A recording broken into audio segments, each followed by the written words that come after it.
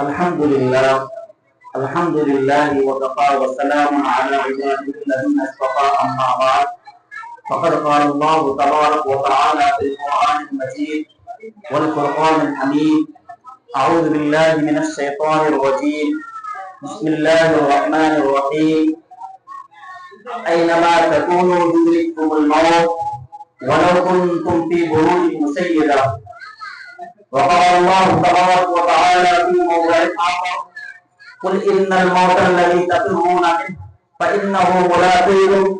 ثم تردون إلى عالم الغيب والشهادة فينبئكم بما كنتم تعملون وقال تعالى في موضع آخر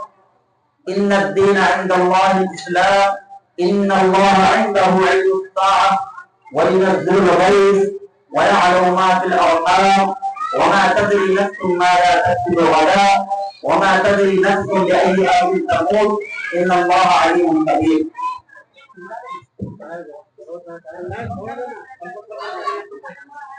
میرے محترم سامعین کرام، اللہ تبارک و تعالی نے اس دنیا کو جب سے وجود بخشا ہے اس وقت سے لے کر آج تک جتنے بھی لوگ اس دنیا کے اندر تشریف لائے ہیں سب کے سب نے موت کا سامنا کیا ہے. چنانچہ خطبے کے اندر میں نے ایک آیت پڑھی قل ان الموت الذی تفرون منہ فإنہ ملاقیکم، کہ اے نبی آپ اپنی امت سے فرما دیجیے، اے نبی آپ اپنی امت کو پیغام دے دیجیے کہ جو لوگ کی موت سے بھاگنے کی کوشش کرتے ہیں یا جو بھی لوگ موت سے راہ فرار کیا جاتے ہیں یہ بھاگ نہیں پائیں گے یا موت سے چھٹکارا نہیں پائیں گے. تفرون منہ فإنہ ملاقیکم، موت انہیں ضرور پہنچے گی. ثم تردون إلى عالم الغیب والشہادہ فینبئکم بما کنتم تعملون، پھر آج قریب انہیں ان چیزوں کے بارے میں باخبر کر دیا جائے گا جو کہ جن کا وعدہ ہم نے کیا تھا. چنانچہ ہم نے وعدہ ان سے کیا تھا کہ تم مرو گے،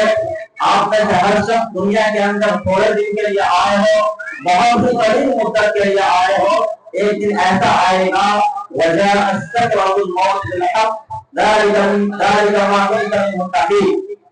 کہ تم میں سے ہر شخص کو اس دنیاوی زندگی گزارنے کے بعد یہاں سے چلے جانے کے بعد ایک ایسا وقت آئے گا جہاں پر تمہارا رب تمہارا انتظار کر رہا ہوگا اور اس وقت تمہارا رب تمہیں ان چیزوں سے باخبر کرے گا جس کا ذکر انہوں نے قرآن کریم کے اندر ارشاد فرمایا ہے. چنانچہ اللہ نے ہمارے سلسلے میں ہم کو یہ بتایا کہ تمہارے لیے زندگی ہوگی تو آخرت کی زندگی ہوگی، تمہارے لیے زندگی ہوگی تو قبر کی زندگی ہوگی، تمہارے لیے ایک زندگی ہوگی جو حشر کی زندگی ہوگی، تمہارے لیے ایک زندگی ہوگی جو جنت اور جہنم کے لیے زندگی ہوگی. چنانچہ اللہ تبارک و تعالی اپنے بندوں سے ان تمام چیزوں کے بارے میں انہیں اطلاع فرما دیں گے کہ دیکھو یہ چیزیں ہیں جن کا ہم نے تم سے وعدہ کیا تھا. چنانچہ غور کرتے ہیں دنیا کے اندر جتنے بھی لوگ آئے ہیں، چاہے وہ نبیوں کی شکل میں ہو،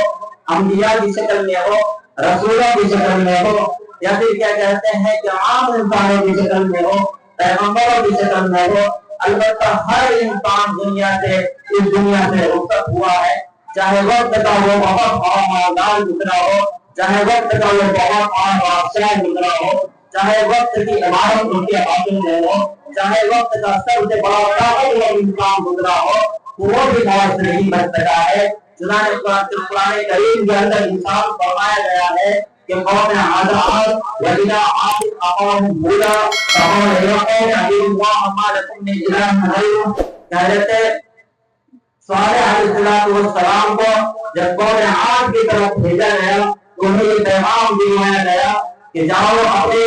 ان جماعتوں سے اپنے گروہ سے جا کر کے کہو کہ ایک اللہ کی عبادت کریں، ایک رسول کے پاس ہے، ایک رسول کی باتوں کو مانے کو پیغام دے کر کے آئے ہیں، اللہ کے علاوہ کسی کے پاس نہیں ہے. تو عبد اللہ ما لکم من الہ غیرہ، صرف ایک اللہ کی عبادت کریں جو تمہارے لیے حاضر غلام ہے، جو اللہ تمہارے لیے مشکل گشائی ہے، جو اللہ تمہارے لیے رازق بھی ہے، جو اللہ تمہارے لیے خالق بھی ہے، جو اللہ تمہیں صحیح پیدا کرنے والا بھی ہے، جو اللہ تمہارے لیے مصور بھی ہے، وہ اللہ جنہوں نے تمہاری شکلیں پہلے دیکھی نہیں تھی، کسی نقشے کو سامنے رکھ کر یا کسی اسٹرکچر کو سامنے رکھ کر انہوں نے تبدیل نہیں کیا تھا، بلکہ وہ اللہ ایسا ہے جو اول خلق کے اندر ہی جو سب سے ڈیفرنٹ پیدا کیا، سب سے مختلف پیدا کیا، اس اللہ کی عبادت کرو کیونکہ وہی عبادت کے لائق ہے۔ چنانچہ اس کی قوم نے نبی کی بات کو کچھ لوگوں نے بجا لایا، کچھ لوگ ایسے تھے جو سرگرمی کرنے اٹھائے جو نبی کی باتوں کو ماننے کے لیے تیار نہیں تھے۔ وہ یہ کہتے تھے کہ ہمارے اختیار میں طاقت ہے، ہمارے اختیار میں قوت ہے، ہمارے قدرت میں ساری چیزیں ہیں، ہم کیسے ہو سکتا ہے کہ یہ چیزیں باپ کی چیزیں ہیں، ہمیں کچھ چیزیں ایسی ہوتی ہیں جو دکھائی نہیں دیتی ہے، ہم ان چیزوں کو کیسے مان لیں، ہم ان چیزوں کو کیسے یقین کرنے آخر کا کہ آپ جس موت کے بارے میں کہہ رہے ہیں، ہمیں آخرت کے بارے میں آپ ڈرا رہے ہیں، ہمیں ایسی دنیا کے بارے میں آپ بتا رہے ہیں جن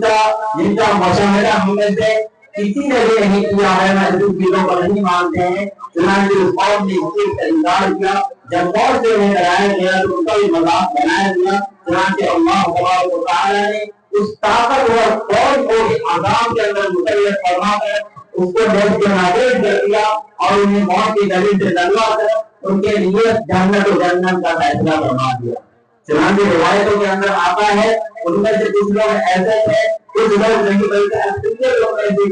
تھی کہ جن کا قد ہی صرف 40 ہاتھ کے برابر ہوتا تھا،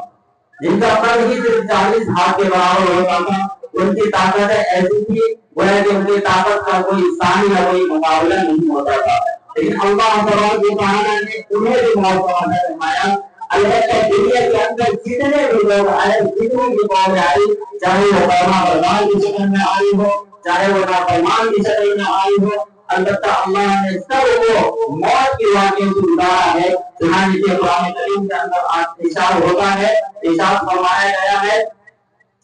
اینما تکونوا یدرککم الموت ولو کنتم فی بروج مشیدہ، کہ تم جہاں بھی رہو گے دنیا کے اندر، تم دنیا کی کسی بھی کونے میں رہو گے یا دنیا کی کسی بھی قلعے کے اندر رہو گے یا دنیا کی کسی مضبوط محلات کے اندر بھی رہو گے تو تمہیں موت وہاں بھی آ کر کے پہنچے گی، کیونکہ اس دنیا کے اندر کسی کو بھی اگر جینے کا حق تھا، کسی کو بھی زندگی گزارنے کا حق تھا، کسی کو بھی اس دنیا میں ہمیشہ ہمیشہ کے لیے رہنے کا حق تھا، وہ ہے ہمارے آقا نامدار تاجدار مدینہ محمد مصطفیٰ صلی اللہ علیہ وسلم۔ جب ان سے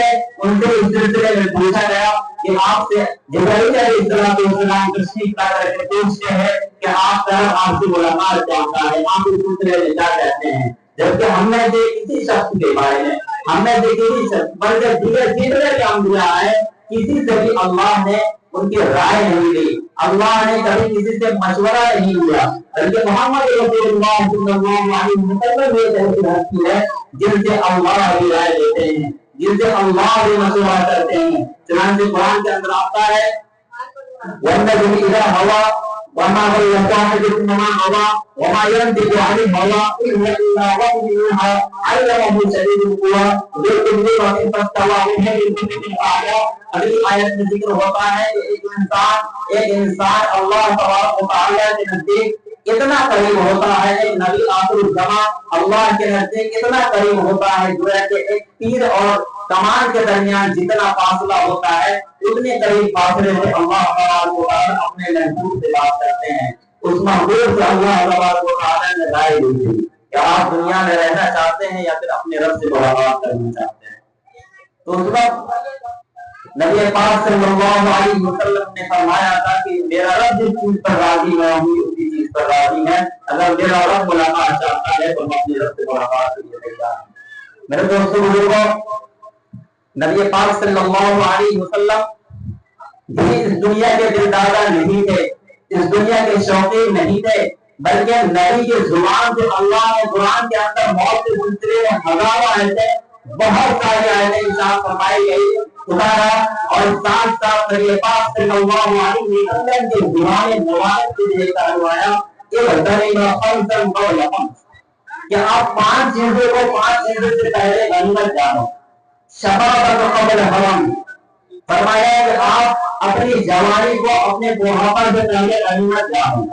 दूसरी बात ये फरमाई गई कि आप अपनी सेहत को अपनी बीमारी से पहले गनीमत जानो। तीसरी बात ये बयान फरमाई गई कि आप अपनी मजबूरियत को, आप अपनी फुर्सत को अपनी मजबूरियत से पहले गनीमत जानो। चौथी बात बयान फरमाई गई कि आप अपनी मालदारी को या आप अपने गुना को या आप क्या कहते हैं कि आयुष जिंदगी को पहले गनीमत जानो। खबर इसके लिए क्या कहते हैं कि आप कभी वफादा के अंदर मुब्तला हो जाओ। पांचवी चीज जो है ये पाक सल्लल्लाहु अलैहि वसल्लम की जुबान से साथ कहलाई गई, फरमाई गई, वो ये था कि आप अपनी जिंदगी को गनीमत जानो उससे पहले, वो हयात कबल मौत, क्या आप अपनी जिंदगी को गनीमत जानो मौत से पहले। क्योंकि ये मौत एक ऐसी चीज है जब इंसान को आती है तो परत झपकने का भी मौका नहीं देती है। एक इंसान को आती है तो इंसान को सोचने का भी मौका नहीं देती है। एक इंसान को आती है तो उस वक्त ये इंसान तकलीफ में किसी को पुकार ही नहीं सकता है। कुरान इस सिलसिले में कहता है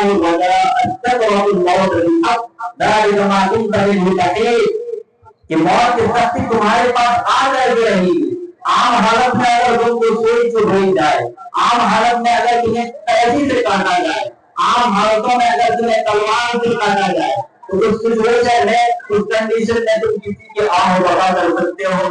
किसी को मदद के लिए पुकार सकते हो, किसी से हेल्प ले सकते हो। लेकिन इस सिचुएशन में मौत की शक्ति के आलम में तुम किसी को मदद के लिए नहीं पुकार सकते। क्यों? क्योंकि हमारे आका के अंदर, हमारे पास के अंदर इस कदर ये सहायक होता है, इस तरह तकलीफ देता है, उस वक्त हमारी आंखों को पलकों को समेट समेट देता है, उस वक्त हमारे पैरों को समेट के हमारे रूह को उधेड़ देता है। मेरे दोस्त बुजुर्गों, अल्लाह तबारक व तआला ने इस शक्ति को बयान करते हुए फरमाया कि तुम ऐसा ना हो वरन हयात दुनिया इल्ला मताउल गुरूर, यानी ऐसा ना हो कि इस दुनियावी जिंदगी के अंदर तो इस कदर मौजूद हो जाना कि तुम अपनी मौत को भूल जाना। एक तो ये कि हमने कुरान उतारकर किताब नाज़िल करके तुम्हारे दरमियान हमने अल्लाह की बात रखवा दी। दूसरी चीज के लिए पाक सल्लल्लाहु अलैहि वसल्लम की जुबान से हदीस मुबारका भी उतारवाए। उसके बाद भी तुम दुनिया के अंदर इस तरह मौजूद हो कि तुम्हें मौत का अंदेशा तक भी नहीं है, मौत के बारे में जर्रा बराबर भी तुम सोचते नहीं हो, इसके बारे में फिक्र करते नहीं हो। मेरे दोस्त बुजुर्गों, हदीस के अंदर आता है कि एक इंसान अगर अपनी मौत को याद करता है, एक इंसान अपनी मौत को याद करता है तो हमारे सालिहात की तरफ कदम बढ़ाता है,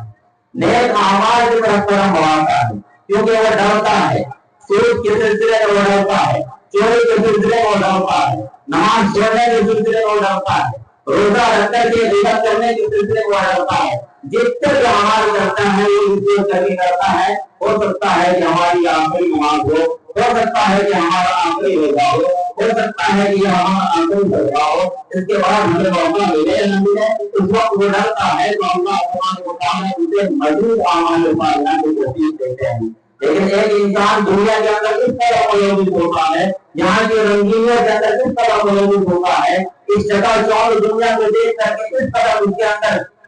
इनामात लगा रहता है, जिसकी वजह से वो मौत को भूल जाता है। लेकिन कुरान कहता है कि इस सिलसिले में हम तुम्हें छोड़ने वाले हैं, हम तुम्हें बख्शने वाले हैं।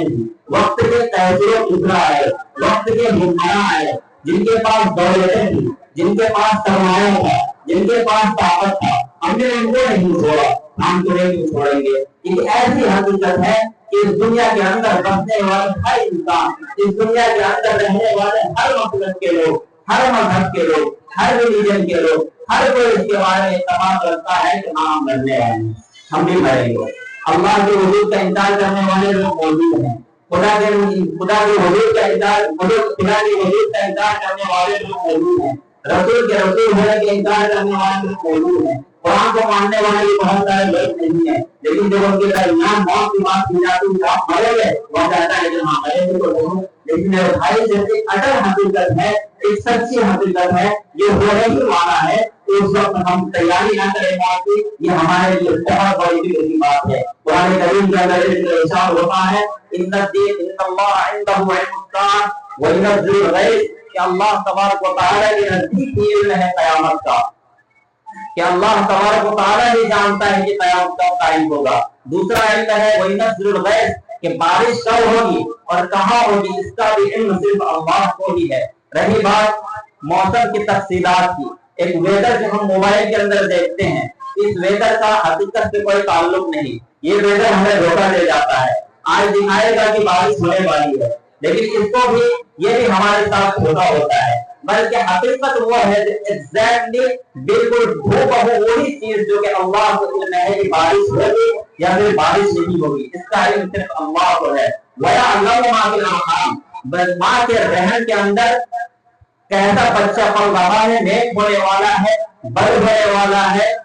صالح ہونے والا ہے، فرما بردار ہونے والا ہے، نافرمان ہونے والا ہے، اس کا علم بھی صرف اللہ کو ہی ہے. لیکن اگر کوئی انسان قلم ہوتا ہے، ان کی تربیت کے لیے راستہ ہموار کرتا ہے، انہیں قرآن پڑھ کر کے سناتا ہے، احادیث مبارکہ کے طریقے سے ان کی تربیت فرماتا ہے، تو اللہ سبحانہ و تعالیٰ انہیں نیک ہی بناتے ہیں. چوتھا علم ہے وما تدری نفس ماذا تکسب غدا کہ تم میں سے کوئی شخص یہ نہیں جانتا کہ کل ہو کر کے کہاں کمائے گا اور کیسے کمائے گا. ہو سکتا ہے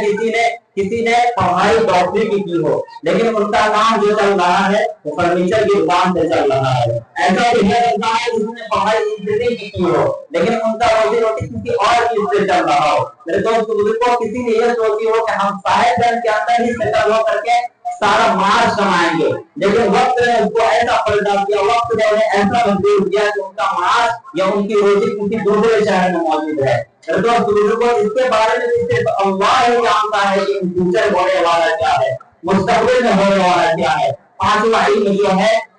وما تدری نفس بأي أرض تموت کہ تم میں سے کوئی شخص ایسا نہیں ہے جو یہ جانتا ہو کہ ان کی موت کہاں آئے گی. کوئی شخص تھا رہنے والا انڈیا کا تھا، موت ان کی ولیج میں ہو رہی ہے. کوئی شخص تھا رہنے والا صاحبگنج کا تھا، لیکن ان کی موت آسنسول کے اندر ہو رہی ہے، یا کسی کی دہلی کے اندر ہو رہی ہے، یا ممبئی کے اندر ہو رہی ہے، کیونکہ ہم میں سے کسی کو پتہ ہی نہیں ہے کہ ہماری موت کہاں ہوگی. چنانچہ انسان کو فرمایا گیا کہ موت سے پہلے موت کی تیاری کی جائے، موت سے پہلے موت کی تیاری کی جائے. ایک شخص دنیا کے اندر جتنا بھی مال کمائے، جتنا بھی گھر بار بنائے، ایک ٹوائلٹ کے اندر پیسہ لاکھوں کا لاکھوں خرچ کرے، اس کا خرچہ 2 لاکھ کا ہو، لیکن پھر بھی وہ قضائے حاجت کے لیے واش روم میں انسان جائے گا تو صرف ضرورت کے لیے جائے گا، معمولی ضرورت کے لیے جائے گا. وہ اپنی ضرورت پوری کرنے کے بعد 2 لاکھ کے واش روم کے اندر بیٹھا نہیں رہے گا یا پھر وہاں پر سویا ہوا نہیں رہے گا. وجہ اس کی کیا ہے کہ وہ اس کی حقیقت کو جانتا ہے. یہ جگہ سونے کے لیے نہیں ہے، یہ جگہ آرام کرنے کے لیے نہیں ہے، بلکہ یہ ضرورت کے لیے جگہ تھی. ضرورت پوری ہو گئی، ہم یہاں تک نکلتے ہیں. ٹھیک اسی طریقے سے میرے بھائیوں، اللہ تبارک و تعالیٰ نے اس دنیا کو جو بنایا ہے، یہاں پر اپنی ضروریات کو پوری کرتے ہوئے آخرت کی کھوجی کے لیے بنایا ہے. یہاں پر سرمایہ کمانے کے ساتھ ساتھ آخرت کو بھولنے کی ترغیب نہیں دی گئی. صحابہ رضوان اللہ علیہم اجمعین فرمایا کرتے تھے کہ تم صبح کرو تو شام کی شام کا ویلیو نہ رکھو کہ تم شام میں بھی رہو گے، ایسا لگے تم کو کہ تم صبح تک کے لیے ہی ہو. شام کرو تو تم صبح کی امید نہ رکھو، ایسا نہ سوچو کہ کل صبح تک ہم زندہ رہیں گے. تم ایسا فیل کرو، ایسا خود ریئلائز کرو کہ تم اس دنیا کے اندر آج تک ہی رہنے والے تھے، آج کے ہی مہمان تھے. ایک مسافر کی طرح زندگی گزارنے کی حقیقت بتائی گئی کہ ایک مسافر جس جگہ پر جاتا ہے اپنی ضروریات کو پوری کرتا ہے، اپنے قضائے حاجت کرتا ہے، اس کے بعد پھر وہاں سے وہ خالی کر کے دوسری جگہ پر منتقل ہو جاتا ہے وطن اصلی کی طرف. ٹھیک اسی طریقے سے ہماری دنیا جو بنائی گئی ہے، ہماری ضروریات کو پوری کرتے ہوئے ہمارے اللہ نے عبادت کے لیے پیدا کیا ہے. ضروریات کی چیزیں لگی رہیں گی، ضروریات کی چیزیں ہمارے ساتھ جڑی رہیں گی، لیکن اس کے اندر کی نماز کے ساتھ ہم موت کی زندگی کو بھول جائیں، اپنی موت کو بھول جائیں. حدیث کے اندر ارشاد فرمایا گیا کہ 5 چیزوں سے پہلے غنیمت جانو. ان میں سے آخری چیز جو بتائی گئی کہ تم اپنی زندگی کو غنیمت جانو موت سے پہلے. ایک حدیث کے اندر اور ارشاد فرمایا گیا کہ تم میں سے عقل مند شخص وہ ہے جو موت سے پہلے موت کی تیاری کرتا ہے. کیونکہ کل اگر موت ان کے پاس آ جاتی ہے، بے بسی کا عالم میں، بے قراری کے عالم میں، انہیں اتنا کبھی مہلت نہیں دیا جاتا ہے کہ کچھ اعمال کر سکے. انہیں اتنی دنوں مہلت نہیں دی جاتی ہے کہ وہ اپنے حصے میں اپنی جھولی میں کچھ ثواب جمع کر سکے. میرے دوست حدیث کے اندر آتا ہے اذا مات الانسان انقطع عمله کہ جب انسان مر جاتا ہے اس کے اعمال کرنے کا سلسلہ بند ہو جاتا ہے. اگر کوئی انسان نافرمانی کی حالت میں صالحیت نہ ہونے کی بنیاد پر انتقال کر جاتا ہے تو اس وقت اللہ تبارک و تعالی موت کی حالت میں توبہ کے دروازے کو بھی بند فرما دیتے ہیں. یہ ایک چیز تھی اللہ جب تک دکھائی نہیں دے رہا تھا, موت کی سختی کو ہماری باڈی کے اندر ہمارے جسم کے اندر داخل نہیں فرمایا تھا, اس وقت تک اگر ہم مانتے ان چیزوں کو تو پھر ہم ایمان والے کہلاتے. لیکن ہم ایک چیز دیکھ رہے ہیں اپنی آنکھوں سے, اس کے بعد پھر کسی چیز کو مان رہے ہیں تو یہ ایمان والے نہیں کہلائیں گے. الذین یؤمنون بالغیب ویقیمون الصلاۃ, قرآن کہتا ہے کہ ایمان والے لوگ وہ لوگ ہیں جو کہ ایمان رکھتے ہیں غیب کے اوپر, یعنی ایسی چیز جو انہوں نے دیکھی نہیں. ہم میں سے کسی نے آخرت کی زندگی دیکھی نہیں, ہم میں سے کسی شخص نے ابھی قبر کی زندگی دیکھی نہیں ہے, ہم میں سے کسی شخص نے ابھی منکر نکیر کا جواب دینا نہیں ہے, ہم میں سے کسی شخص نے حشر کی زندگی دیکھی نہیں ہے, پھر بھی یقین کر رہے ہیں. اور یقین کرنا بھی کافی نہیں میرے بھائی, بلکہ یقین کے ساتھ ساتھ اعمال بھی کرنا ہے. یقین کے ساتھ ساتھ اپنی زندگی کو اللہ کے راستے پر ڈھالنا بھی ہے. اس وقت عمل مند کرائیں گے. ایک شخص ہے گھر کے اندر موجود ہے, وہ کہہ رہا ہے کہ ہمارے گھر کی چھان بین ہونی ہے, آج کیا کہتے ہیں انویسٹیگیشن ہونا ہے سرکار کی جانب سے, اور وہ سب سویا ہوا ہے آرام سے. نہیں, اگر ان کو یقین ہوگا کہ انویسٹیگیشن ہونی ہے یا ان کے گھر میں کوئی چیز ایسی ہوتی جس کی وجہ سے وہ واقعی میں فکر مند ہوتا, وہ گھر کی صفائی کرتا, گھر سے ناجائز چیزوں کو یا انلیگل چیزوں کو وہ ہٹاتا. لیکن اگر وہ انلیگل چیزوں کو ناجائز چیزوں کو وہ رکھ رہا ہے, اس کا مطلب یہ ہے کہ وہ زبان سے کچھ کہہ رہا ہے اور دل کے اندر اس کے کچھ اور ہے. ایک انسان اگر ان چیزوں کے اوپر یقین کرتا ہے تو اس کے لیے ضروری ہو جاتا ہے کہ ان چیزوں کو مانے. جیسا قرآن کریم کے اندر ارشاد ہے قد افلح المؤمنون الذین هم فی صلاتهم خاشعون والذین هم عن اللغو معرضون والذین هم للزکاة فاعلون والذین هم لفروجهم حافظون. کہ تم میں سے بہترین مومن کون ہے, کامیاب مومن کون ہے, اللہ کے رسول پانے والے مومن کون ہیں؟ الذین هم فی صلاتهم خاشعون. کہ جب یہ نماز کے لیے کھڑے ہوتے ہیں تو ان کا دھیان غلام کی طرف نہیں ہوتا ہے یا ان کا دھیان مارکیٹ کے ریٹ کے اوپر نہیں ہوتا ہے. جب یہ نماز کے لیے کھڑے ہوتے ہیں تو گھریلو زندگی کے اوپر ان کا دھیان نہیں ہوتا ہے, سماجی زندگی کے اوپر ان کا دھیان نہیں ہوتا ہے, پالیٹکس کے اوپر ان کا دھیان نہیں ہوتا ہے, بلکہ دھیان کہاں ہوتا ہے الذین هم فی صلاتهم خاشعون. ان کا پورا دھیان ایک اللہ کی طرف ہوتا ہے. اور یہ دل کے اندر یہ خیال پیدا کیے ہوئے ہوتے ہیں کہ جس رب کے بارگاہ میں ہم سجدے جھکا رہے ہیں, جس رب کے ہم سجدے جھکا رہے ہیں, وہ رب ہمارا دیکھ رہا ہے, وہ رب ہم کو دیکھ رہا ہے نماز پڑھتے ہوئے.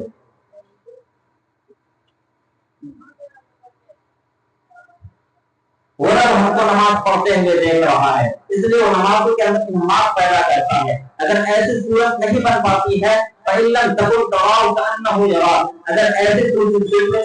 صورت پیدا نہیں کر پاتا ہے کہ وہ رب کو دیکھ رہا ہے, لیکن آخر یہ صورت وہ ضرور پیدا کر جاتا ہے کہ ہمارا رب ہم کو دیکھ رہا ہے. تو اس صورت کو نمازوں میں ڈرنے والا بن جاتا ہے. وَالَّذِينَ هُمْ عَنِ اللَّغْوِ مُعْرِضُونَ, کہ وہ شخص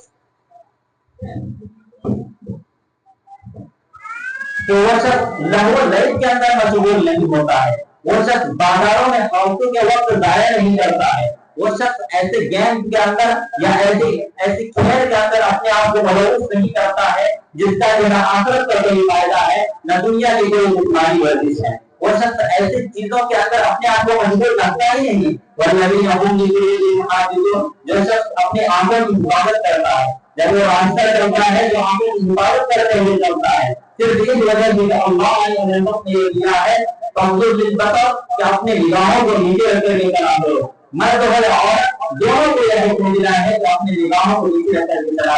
کرے. تو میرے دوست لوگوں کو ایسے مومنین کے بارے میں اللہ تبارک و تعالی کہتے ہیں کہ ایسے لوگ کامیاب ہو گئے. صحابہ کرام رضی اللہ تعالی عنہم اجمعین کے سامنے کچھ لوگ ایسے تھے جو لوگ حضرت ام عائشہ رضی اللہ تعالی عنہ کے پاس آئے اور کہنے لگے کہ رسول اللہ صلی اللہ علیہ وسلم کو رسول ہے, ان کی ملاقات اللہ سے ہے, وہ اللہ سے بہت زیادہ قریب ہیں، وہ ان کے اعمال کا کیا ہی کہنا، ان کے اعمال کے بارے میں بتاؤ۔ جیسے عائشہ رضی اللہ عنہا بیان فرماتی ہیں کہ ان کے یہ اعمال تھے، ایسے ایسے اعمال تھے۔ چنانچہ کچھ لوگ جنہوں نے دریافت کیا تھا اعمال کے بارے میں، وہ لوگ کہنے لگے کہ رسول ہے تو ان کا تو جنت کے اندر جانا قطعی ہے، ان کے اعمال کا ہمارا مقابلہ اعمال کہاں کر سکتا ہے۔ چنانچہ اس وقت نبی پاک صلی اللہ علیہ وسلم تشریف لاتے ہیں اور کہتے ہیں جس نے بھی یہ بات کہی تھی کہ ہمارے اعمال کا مقابلہ کہاں ہو سکتا ہے، اس لیے ہم زیادہ عمل کریں گے تو یاد رکھیں ان میں سے کچھ لوگوں نے یہاں پر بھی ارادہ کیا تھا کہ ہم رات بھر نوافل پڑھیں گے، کچھ لوگوں نے ارادہ کیا تھا ہم زندگی میں روزہ ہی رکھیں گے، کچھ لوگوں نے ارادہ کیا تھا ہم شادی ہی نہیں کریں گے اور اعمال کے اندر ہی پورا نہیں کریں گے۔ تو اللہ کے رسول صلی اللہ علیہ وسلم نے انہیں دعوت دلائی اور کہا کہ یاد رکھو میں تم سے زیادہ روزے رکھنے والا ہوں، میں تم سے زیادہ اللہ کی بارگاہ میں کھڑا ہوتا ہوں، میں تم سے زیادہ اللہ کی بارگاہ میں سر کو جھکاتا ہوں۔ میرے دوستو بزرگوں، انہیں ڈانٹا اور یہ کہا کہ کچھ چیزیں ایسی ہوں تو تم اعتدال کے ساتھ چلو گے دنیا کے اندر، جب تم اعتدال کے ساتھ چلو گے تو قائم رہو گے۔ ایسا نہ ہو کہ تم اعتدال سے ہٹو گے تو رحمانیت اختیار کر بیٹھو گے، تمہارا دین سے معاملہ ہی اڑ جائے گا، تمہارا ذہن ہی دین سے ختم ہو جائے گا۔ تو اللہ کے نبی صلی اللہ علیہ وسلم نے ارشاد فرمایا کہ تم دنیا کے اندر رہو، دنیا کی ضرورتوں کو بھی پوری کرو، اور کرنے کے بعد خاندان والوں کی ضرورتوں بھی کرو، بیویوں کے ادا کرو، رشتہ داروں کو ادا کرو، اس سب کے کرنے کے ساتھ ساتھ تمہارے وقت نمازیں ہیں ان کو ادا کرو، نماز کے لیے وقت ملے تو ان کو ادا کرو، تہجد پڑھو، اللہ سے مانگو، روزے رکھنے کی بات ہے تو ایسا نہ کرو کہ زمانے بھر کا روزہ رکھو، ایسا کرو کہ مہینے کی 3 تاریخ کو 13 14 15 دن روزہ رکھ لو یا ہفتے میں 2 دن رکھ لو، ایسا نہ کرو کہ جتنا یہ معاف کر رہے ہیں گھر والوں کو کے حقوق سے محروم کر دو۔ یہ بھی صحیح اللہ کے رسول صلی اللہ علیہ وسلم نے فرمایا کہ دنیا کے اندر ضرورتوں کے بابت مقدر ہوئے ولو اسرفو اس سے زیادہ نہ رہنا، بلکہ اگر تم کو رہنا بھی پڑے تو اپنا دھیان وہاں پر نہ لگانا۔ ومن حیات الدنیا الا متاع الغرور، قرآن اس طرح میں کہتا ہے کہ یہ دھوکے کا ہے، یہ تمہارے لیے دھوکے کا ہے، انہوں نے کسی کا ساتھ نہیں کیا۔ میرے دوست بزرگوں، بات اور کریں گے تو تفصیل ہو جائے گی قرآن کے آیات کے مطابق اور ان کی تفصیل میں جائیں گے تو میرے دوستوں گھنٹوں وقت لگ جائے گا، اس لیے اپنی بات کو یہیں پر ختم کرتے ہیں۔ اللہ تبارک و تعالی ہمیں موت سے پہلے موت کی تیاری کرنے والا بنائے، اعمال صالحہ کرنے والا بنائے۔ اللہ تبارک و تعالی ہر نیک عمل جو کہ اسلام کے نزدیک پسندیدہ ہے، چاہے وہ دعوت کی تبلیغ، چاہے وہ تبلیغ کے طریقے سے ہو، چاہے وہ تسبیحات کے تعلق سے ہو، چاہے وہ نمازوں کے تعلق سے ہو، چاہے وہ صدقات کے تعلق سے ہو، چاہے وہ روزوں کے تعلق سے ہو، کرنے والا بنائے اور اللہ تبارک و تعالی ہماری حفاظت فرمائے۔ آمین۔ وآخر دعوانا الحمدللہ رب العالمین۔